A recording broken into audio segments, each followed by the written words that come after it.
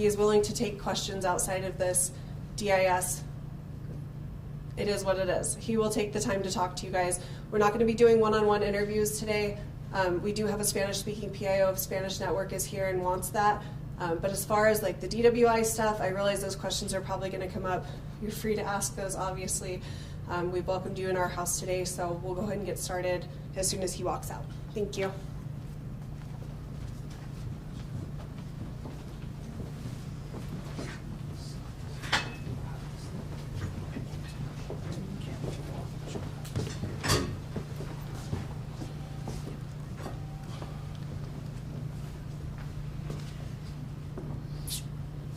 All right.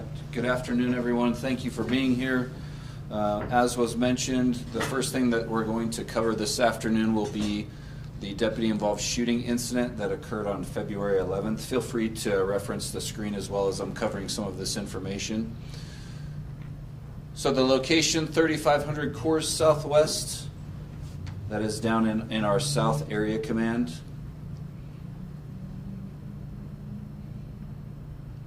Some of the things that we're going to cover this afternoon, obviously the introductions, you're well aware of who's in the room. We'll have some case information, the timeline of the events, the body-worn camera footage from the shooting incident itself, some evidentiary photos that were taken on the scene, information about our involved deputies, as well as some suspect information. And then I'm happy to answer any questions that you may have about the shooting incident specifically when I'm finished.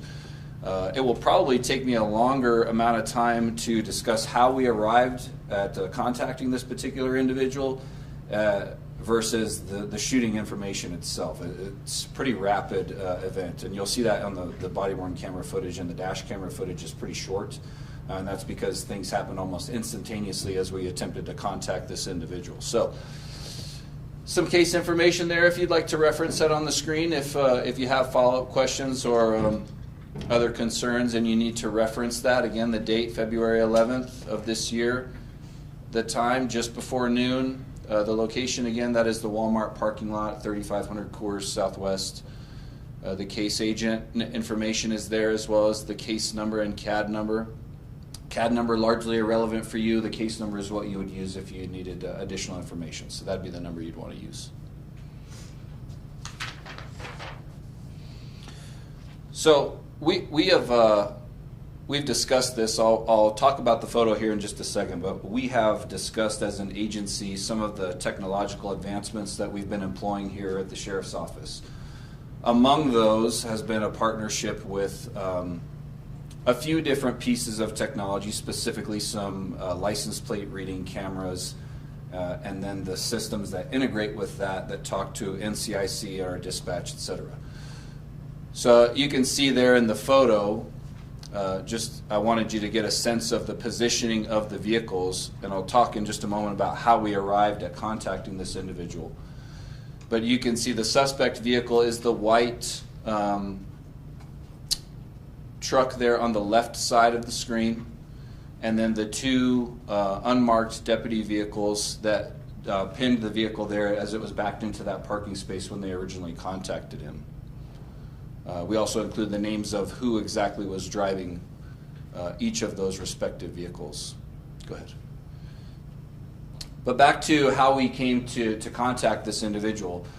So anyone across the country can enter specific wanted person information, warrants, etc. into NCIC. I think most folks are generally familiar with what that is. As technology continues to advance, we've got some additional tools that help us communicate that information directly to the line level deputies that are working in the field. In this case, we received a hit on a vehicle through an LPR camera for a wanted individual who was traveling in real time in our South Valley Area Command. Deputies responded to that area, and they're able to get these alerts directly to them, by the way.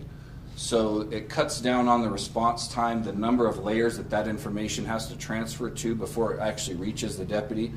Because the whole goal here is to reduce any of those barriers for them to get that information as fast as possible. As I mentioned, cutting down on the response time. In this case, they received this hit specifically, with information about the vehicle, the license plate, the vehicle description, why this individual is entered into NCIC, and any of the other relevant details that might be of interest to them. Is the subject armed and dangerous? Were they last seen with a weapon? Any of that safety information is critical also that they have if they're going to respond to an attempt to contact this individual.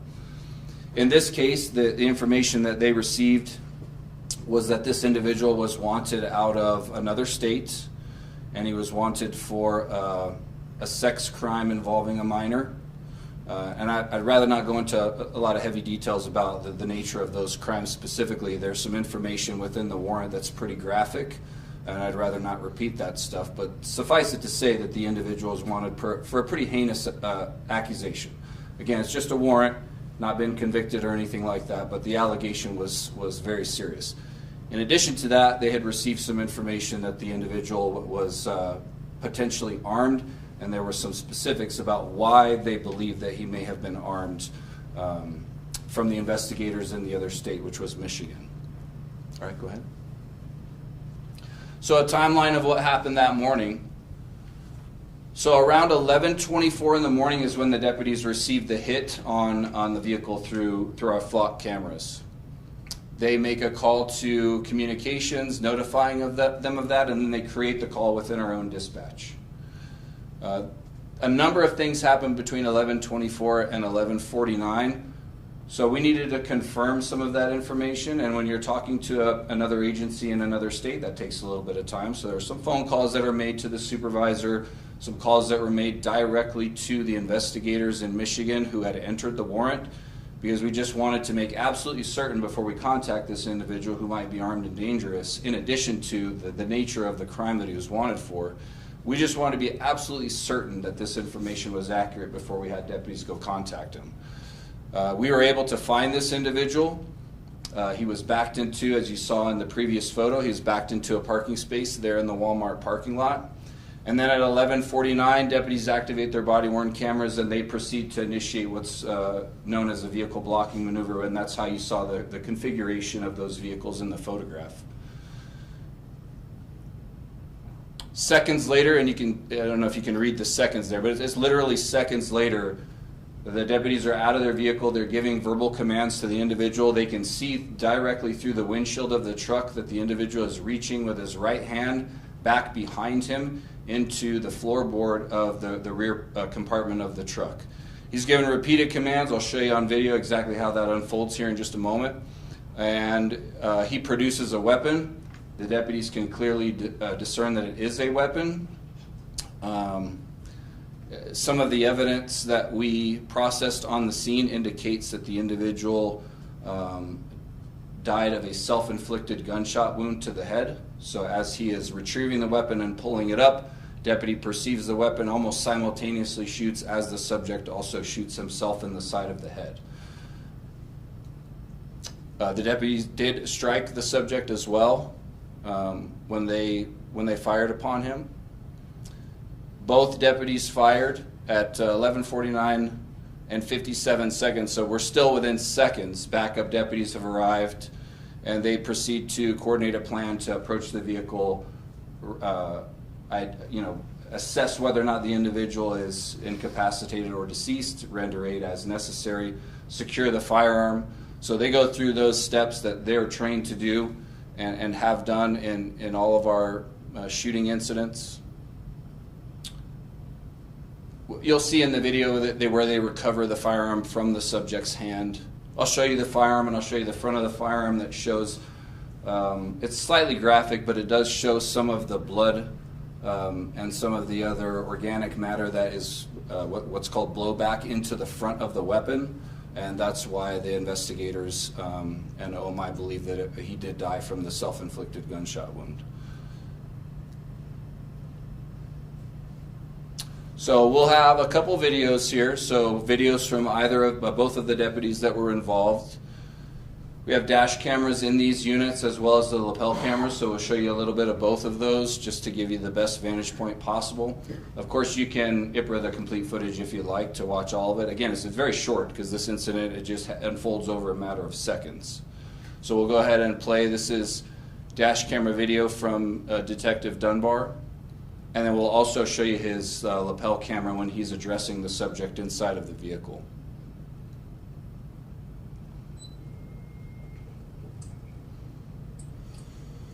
I'm direct. I got 45 cameras on. Take down, take down, take down. Sheriff's office, put your hands up! Stop breaching! Stop breaching! Stop!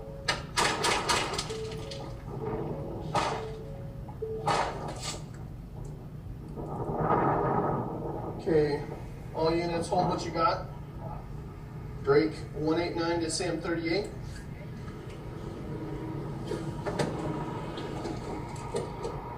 We have shots fired at this 20 by 34s. Subject is down, looks unresponsive. Do you want to switch to south or me? Let's show it. It's so fast, folks. I'll show it to you one more time because it's just a matter of seconds. So they give a command to go ahead and effect the vehicle blocking maneuver and initiate contact. Their intent is to positively identify the subject and effect an arrest based on the warrant information that was out of Michigan. Go ahead.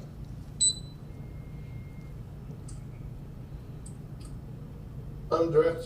I got 45 cameras on. Take down, take down, take down. Sheriff's office, put your hands up! Stop breaching! Stop breaching! Stop! You can hear both deputies are giving him those commands. You can faintly hear the other deputy off to our right giving the suspect commands to stop reaching as well. Okay, all units hold what you got. That's Drake good. You can go to the 189 to next. Sam 38.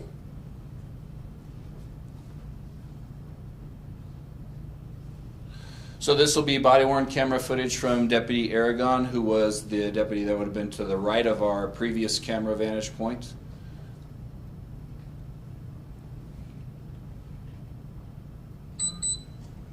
I'm direct. I got 45 cameras on. Take down, take down, take down. Hands up! Don't reach! Don't reach!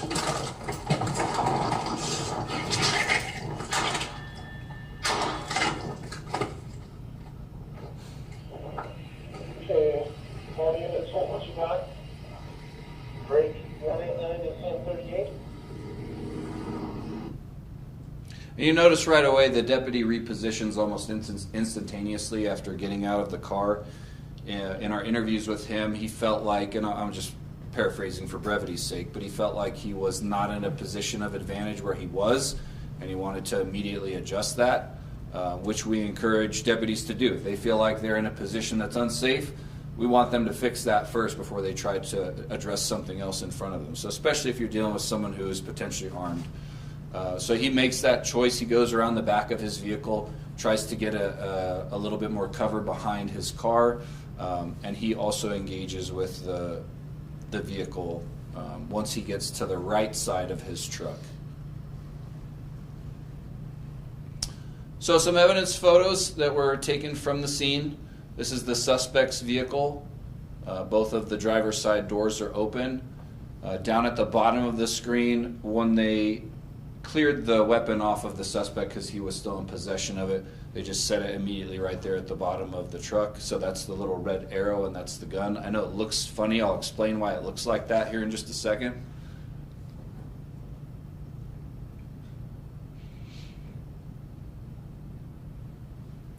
The impact points from the deputy's fire through the windshield of the truck, as well as the right-hand side of the screen shows the deputy's vehicle and the shell casings as he fired that landed on his windshield and then rolled down, looks like up against the windshield wipers there. These are the impact photos from the second deputy who fired. That would be the deputy who repositioned around the other side of his vehicle. His rounds entered into the driver's side door, front driver's side door, and the rear driver's side door. So this weapon is supposed to look like, this is the suspect's weapon, it's supposed to look like the image there at the bottom of the screen. We do not know if he modified the gun, but somebody modified the gun by chopping the barrel and the stock off the back. It's a .45 caliber, with the caliber correct, right? It's 45 caliber weapon, loaded. We know that the suspect used it. And this is what I mentioned before. You can see the shell casing on the floorboard of the suspect vehicle, as well as you can see kind of what looks to be like some blood splatter on the front side of his weapon. That's actually the front of the gun. I know it doesn't look like that, but that's the barrel. It's just been chopped off. So the front of the gun and the front portion of the foregrip have been most likely chopped off with a hacksaw or something similar to that.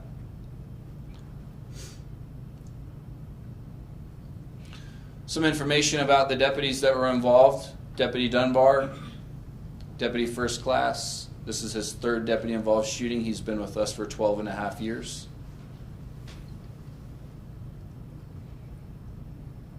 And Deputy Aragon, also Deputy First Class. This is his first deputy involved shooting, and he's been with us for 9 years.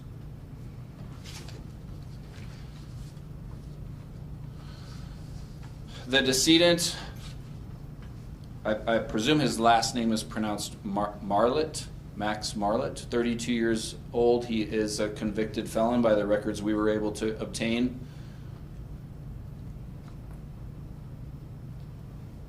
Some of his arrests, correct me if I'm wrong, Jamie, but these are all from Michigan, is that right? Yeah. So not a local history, but his arrest history, fairly significant. Some drug crimes, controlled substance possession, traffic offenses, some theft crimes, a breaking and entering, DWI, and then the most recent being the most severe crime. The date of the warrant actually was the same day that we contacted him via the flock hit. So it was within the same 24-hour period that the folks in Michigan entered the warrant, and we got the hit. So a pretty rapid response, which we're pleased to be able to have an opportunity to arrest an individual who's wanted in such a rapid fashion. Obviously, we didn't anticipate that he would take some of the actions that he took, but those were his choices. Again, the charge there, criminal sexual conduct. Some of the letters are a little bit different state by state, the way they classify the statutes and the titles. You're free to IPRA, obviously, the warrant specifically from them, but I would just advise you it's fairly graphic, some of the things that he was accused of. So I know that was very short. The footage is very short. The incident was a pretty rapid one, but if you have any questions about the shooting incident specifically, I'm happy to answer those. The case agent is here as well, so if there's something I can't answer, I'll defer to him. Yes, you said there was information that you guys learned that there was a reason why he might have a firearm. Can you elaborate on what that information was? Right, so from what I recall, the detectives up in Michigan, his father-in-law or father? Which father? His father had reported that he broke into a shed or a storage facility and had taken a gun prior to fleeing Michigan. So we felt like pretty reliable information. And they felt like it was reliable enough to include it as a part of the wanted hit. Yeah. Yes, sir. What was the reason why he was in Albuquerque or came to New Mexico? That's a great question. I'm not sure we know exactly why he was here. Do you guys see? Hold on one sec. I saw both your hands. He has not asked a question yet. Go ahead, sir. Just with the weapon that you guys found, how it was modified and chopped, do you guys often see weapons like that when you guys come around to situations like this? I mean, often's a pretty subjective term. We do come across them. I wouldn't say we come across them more so than we come across unmodified weapons, but it does happen. Yeah. Okay, and you both had another question. Go ahead. So prior to this, was there any other attempts to arrest Marlatt here in Albuquerque? I don't believe so, because I think this was literally the first hit, because you saw the date that the warrant was entered was the same date. It was that morning. So there were some other flock hits. This was not the first place he went to. There were other flock hits across the country. I can't say to how those other jurisdictions respond to those hits. I just know that the sheriff's office, our deputies are being given that information, or at least they have the ability to get that information directly to expedite our response, and that's what happened in this situation. Yeah. Yes, sir. Was he alone at the store? Yes. With his past convictions, is it safe to assume the firearm was stolen? Well, I think the father reported it as such. My understanding of the situation is that he did not have permission to have it. Not only that, but as you saw, he's a convicted felon, so he couldn't have had the gun anyway. One more? You might have said this, I'm sorry, but the truck was registered to him? I don't think I covered that. I'm not sure that I know that as I stand here. It was registered to him? Truck was registered to him. Yeah, it was his vehicle. Perfect. I don't see any other hands. No other shooting questions? I appreciate you. Again, if you have any follow-ups for the shooting specifically, you have the case information. You guys are familiar with the process. Just reach out to Jamie. She'll get you whatever we can. All right, thank you.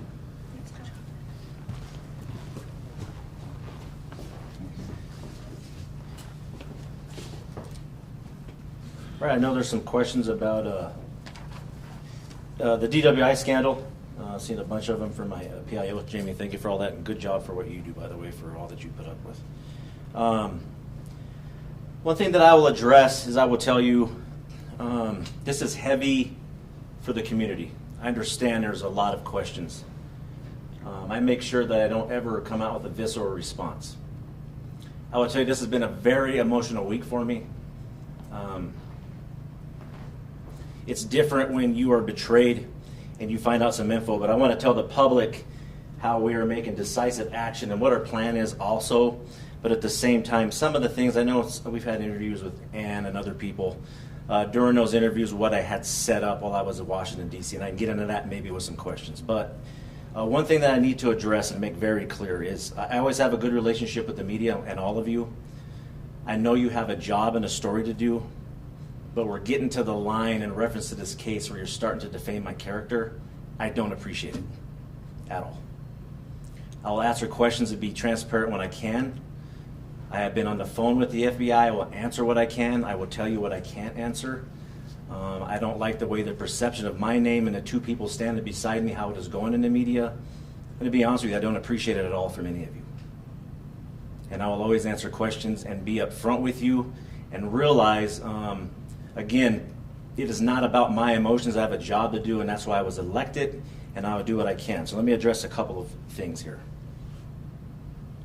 One, I was notified this morning from an article in the Albuquerque Journal on this photo of me with Mr. Mendez. And in the photo it says, "Thank you, made me sound like the hero. Only because it was you who I'm finding out it was Londa Vazo, or whatever his gentleman's name is. Had a good lunch and great evening thanks to you." Then I'm assuming Londa Vazo again is saying, "Look like a better lunch." Let me answer some questions coming from Ann Perrette and the Albuquerque Journal. Who set up the lunch? And there's some questions in here that go together. Did Mr. Hadeno introduce the sheriff to Mendez? So on both of those questions, yes, and Mr. Hadeno set up that lunch with Mr. Mendez. Was this the first time the sheriff and Mendez spent time together? No. We met on some occasions. As I told you, and I was very upfront with you, Ann, and I believe nobody asked it with it, Mr. Mendez gave me a $200 donation. If I knew what was going on, do you think I would ever accept a donation from him? No. What was the reason for the lunch? The reason for the lunch was Mr. Mendez meeting us, and Mr. Hadeno told us to meet him for lunch. It is okay for me to have lunch. I believe that was addressed to my PIO from you on what the lunch was about, or somebody else from the Journal.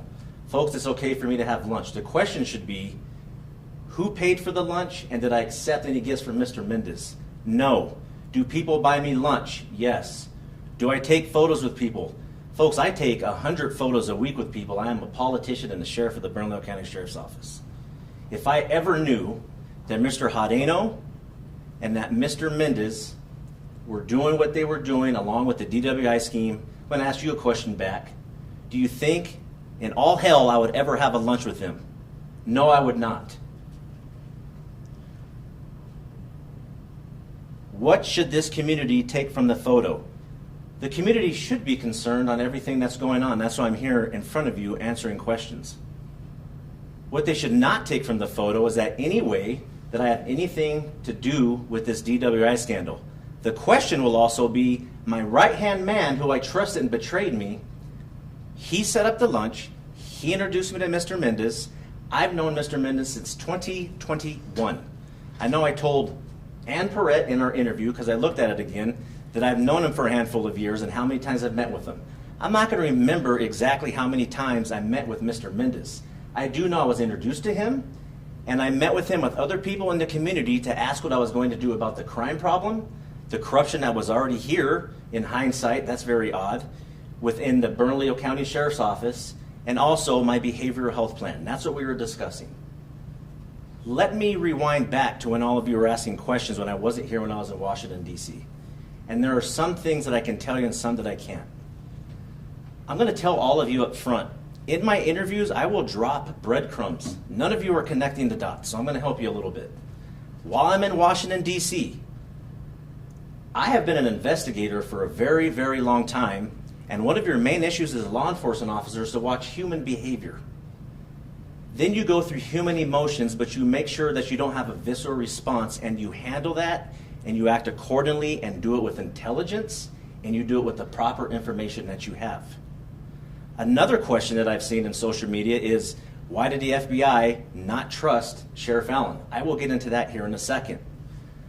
When you have someone that close to you, and you yourself suspect that something is wrong, and I can't give you dates, but when you start looking into the investigation as it goes on, when it started, which was 30 years ago in 1995 from what I'm learning, and it is going on now, my question immediate would be, when did it stop when I took office?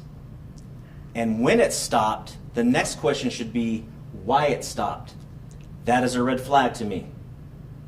That should be a red flag to everybody. So, while in D.C., I set up parameters with the U.S. Attorney's Office, with the Federal Bureau of Investigation, with the legal team, and people that I can trust in my agency.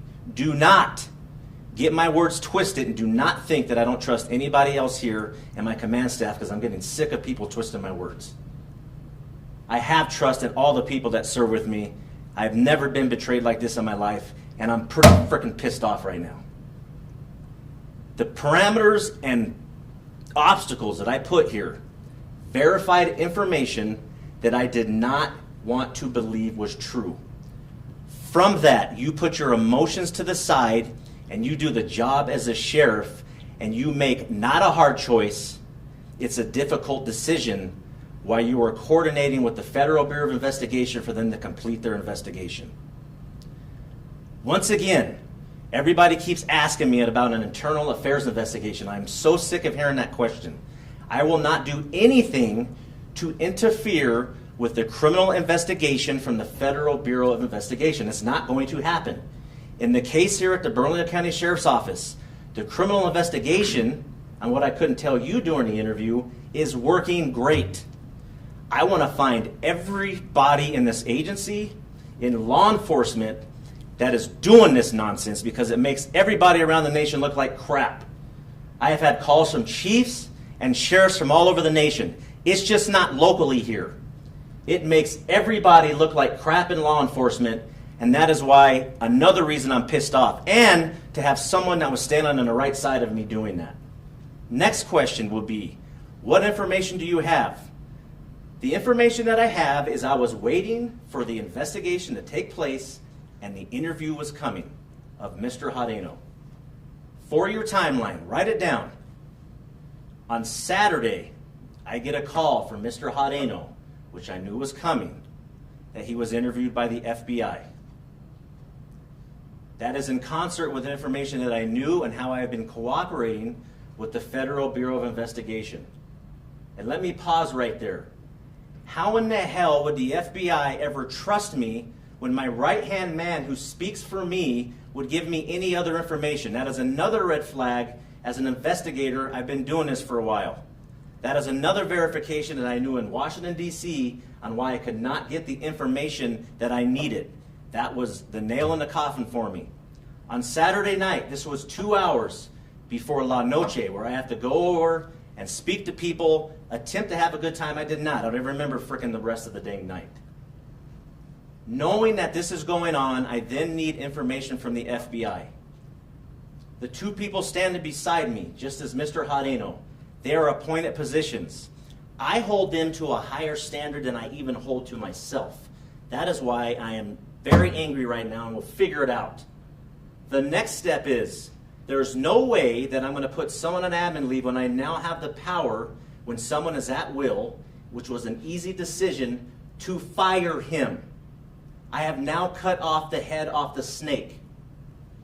The photo with Mr. Mendez and all this conversation and everything coming out about this damn picture has nothing to do with me, and this was 3 weeks into my term. The next question, I believe, was, what was the discussion at lunch? What do you think the discussion was about? It was general conversation. Mr. Mendez was asking me how it was in the sheriff's office, what I'm doing about behavioral health, general questions. If anybody out there in the public thinks that I had my command staff and we were connected here asking about a DWI scheme, you are an idiot. I will be very upfront with you on that crap. Any other questions? Can you clarify, when you mentioned the parameters, when you were in DC, Hamrell had just been interviewed. Are you telling us that from that, is that when you started suspecting Carreño? I started suspecting, yes, that's a huge orange to red flag. And then I'll get into something that happened this week. I told you I look at human behavior and body language. Law enforcement will act a certain way when something is wrong and something's not going right. Body language and human behavior is completely different. That scared me. That worried me. Mr. Hamrell, when he took his plea, and then I won't mention any other names, but I just want you to imagine and put yourselves in my shoes for 10 seconds. When you have a deputy that comes to you and says, "You've been left in the dark, Sheriff. You're a good person. I appreciate the way you talk to me. This started before you got here, but it continued into your tenure and you took the seat as sheriff." I've never, ever allowed stress to physically affect me. This makes me sick to my stomach. And for me to look at the rank and file and other command staff and folks, it completely makes me sick. And I literally got sick and threw it in my garbage can. When I found out the info on Saturday and did this on Sunday, that is why I didn't respond to any of you. There's not going to be one-on-one interviews. There's still an investigation going. It's a visceral response. I know people want emotion, not accusing you of any of that, but it is very emotional for me. But I turn that emotion and that anger for something that I came here to fight against and someone that was right beside me. That gives me even more drive. People can talk trash, people can come at me politically, whatever. I am dedicated to that point, and I thank the FBI for talking to me, and I won't tell you the discussions I've had with them. This investigation is still going. Of course they're going to suspect me when you find me in a photo with this guy. What a piece of crap. And then he's put me in a very bad position, and anybody can spin everything and anything they want. But I pretty much believe that I've been pretty upfront with people on what I will do and what I won't do. Any other questions? Matt, you have plenty. Go. I actually didn't have plenty, but I was, and I know you probably don't want to harp on this too much. Whose idea was the photo? Like, who said, like, let's take a photo? I'm not going to recall that. I'm going to tell you, if this is... I mean, assuming it's meant. This isn't my phone, this is a crap phone, and the photo's terrible, so it'd have to come from Mr. Mendez. And any other questions I remember from the week was, who took the photo? It was an employee from Little Anita's. If anybody wants to know what I had for lunch, it was pancakes, and I was full, and I didn't eat all 3 of them. Sheriff. Anything else? So Go ahead.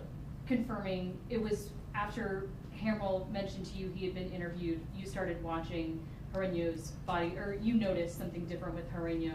You assumed maybe he's going to be implicated in this, and then this past weekend you get that confirmation.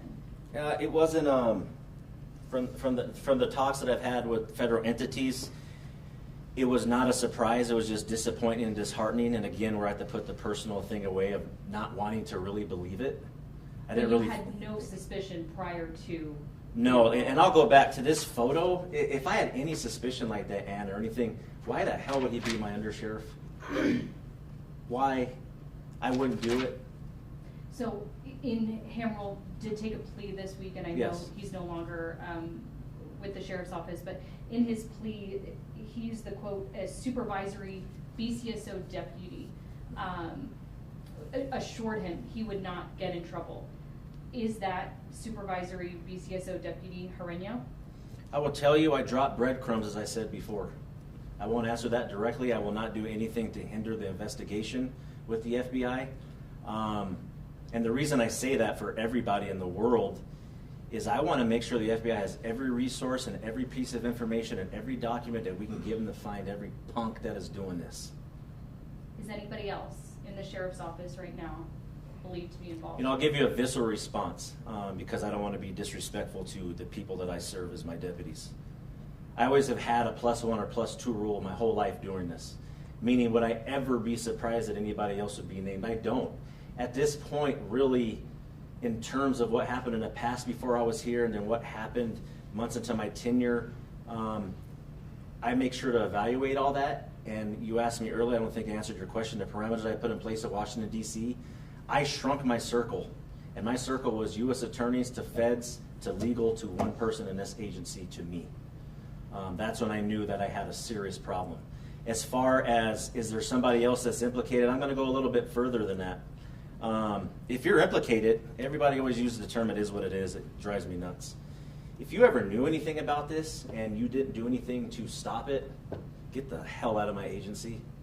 We have a duty to report, and I've been teaching since 2005. We have a duty to intervene. Anything that I get that's said to me as an excited utterance, that's said to me as a suggestion, and I can put something together, I immediately call the FBI and give them the information. Why do I do that? And people can say, "Man, why are you telling your people?" That's my responsibility as a law enforcement officer. We have a corruption going on, and there's public trust that not is being lost. It's not lost. It is completely lost, and we have to rebuild it. And I am a leader of this agency. I will take the stress of it. That's what I was sworn in to do, and do everything in my power to do so. The next solution I will do that people are talking about, you can never say that this is 100% preventable. What you can say is, what parameters and what mitigation guidelines, factors, or anything are you putting into place to help you look at any type of signs if this could happen again? And I told you that in an interview that I had with you one-on-one. We have a plan. I am already fine-tuning the plan. I will tell you one thing. Here's not a breadcrumb. This is a loaf of bread thrown in your lap, Ann. I know things that have with software and data right now on everybody that had a case with Thomas Clear III. And you asked me if I'm doing an internal affairs investigation.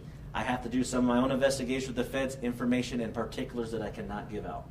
I'll take 2 more questions. Go ahead, Mark. Sheriff, how is your relationship with the FBI after all this? I ask because large departments typically have TFOs with the FBI, ATF. Do you still have a TFO with the FBI? I do. So,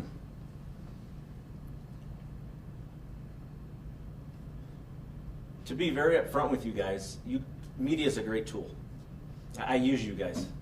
I use those interviews and everything to get a response, and a visceral response from some people. The response was, and the concern and questions that I've seen in the media and from the public, and the main question would be, or statement, the FBI doesn't trust Sheriff Allen. At the moment, that was true. That verified what I just told you and what I knew, and the information I had to give them.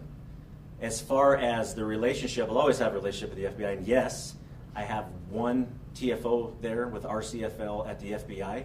I pulled 2 out because I don't need them there anymore, and I want to make sure that I can trust everybody that's along with the FBI, everything that we're doing, and come to a centerpiece on what we're doing for the public for other plans that have in the future as far as children crimes. I saw some other hand over here. And you got too many questions, so I'm going to go ahead. I was just curious, we know about Rick Mendez's criminal history. Were you aware at the time of the lunch or at the time of any part of your friendship with him that he had had felony convictions on his record? And you know what? I wouldn't even call it a friendship. I will distance myself far away from that piece of crap that I can. I'll tell you that right now. My question would be, why would I ever ask if he had a criminal conviction or his criminal history if he was already a paralegal? I think maybe the justice system should look at who paralegals are. That's not something I would ever assume and actually talk to him about the positive stuff of my campaign that I wanted to do, and he agreed with me. And as political stuff goes, Mr. Mendez is on the Republican side. I'm on the Democratic side. I'm speaking to a Republican. I thought I was able to reach across the aisle and get some answers and some questions that the Republican side had. And I'm completely side blasted now, betrayed, disappointed. I think about conversations that I had with Mr. Mendez, which is pretty much always about what we're going to be doing in the campaign. I think I told you in my interview, it makes me sick to my stomach each time knowing he was that close to me. But I hope with the parameters and the two people that I have on the side of me and people in the back, there's also checks and balances for me. I'm an elected official and can do whatever the heck I want in this office, but I don't run it that way because I believe I owe it to the public good and the people who elected me to know that there's some type of obstacle checks and balances in place if I'm doing something wrong other than the public to say, hey, John, we're starting to catch some red flags here. We need to look at this. That's what we are doing. I now have to go back and put the feelings aside. What did I miss in not just reference to character, but on people that I'm placing beside me? I will tell you something right now. I've been announced on my staff. I have a short list of people that I will replace. Now I have to promote an undersheriff. Now I have to promote another major. At the same time, these are at-will positions. I have to protect the people that are in command staff now from lieutenants and up to make sure they have a long-lasting career and to make sure they stop this when I leave the seat and make sure that we run a great agency, which we are, but this isn't a black eye to the agency. This is a gut punch. This is a kick to my balls and two black eyes, to be honest with you. What do I do to stop that, and how do we move forward? The rank and file that's out there right now fighting crime, now they have some gaps in leadership. I always take decisive action. How do we move forward and do it correctly? You know, often law enforcement is described as like a family. You know, you've talked about this from a optics perspective and the whole agency. How does it feel personally being so close with Moreno and having this come out more on a personal level of trust and in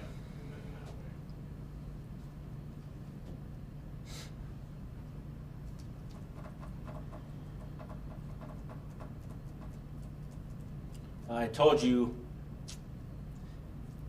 you always have stress, but I teach never let it affect you. This is bad. I've never been betrayed in my life. I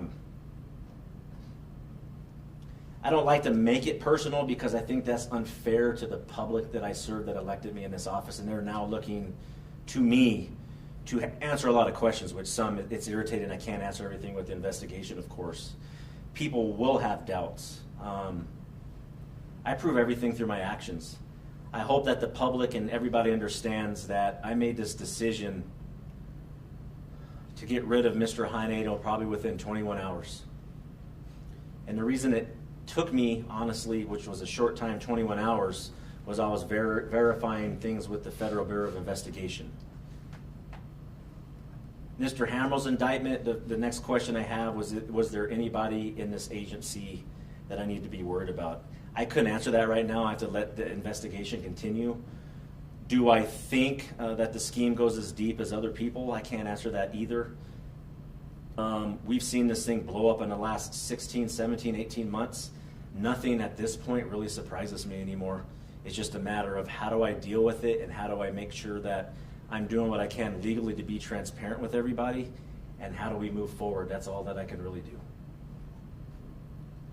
Last question, and I'm going to move on. Anybody? Thank you.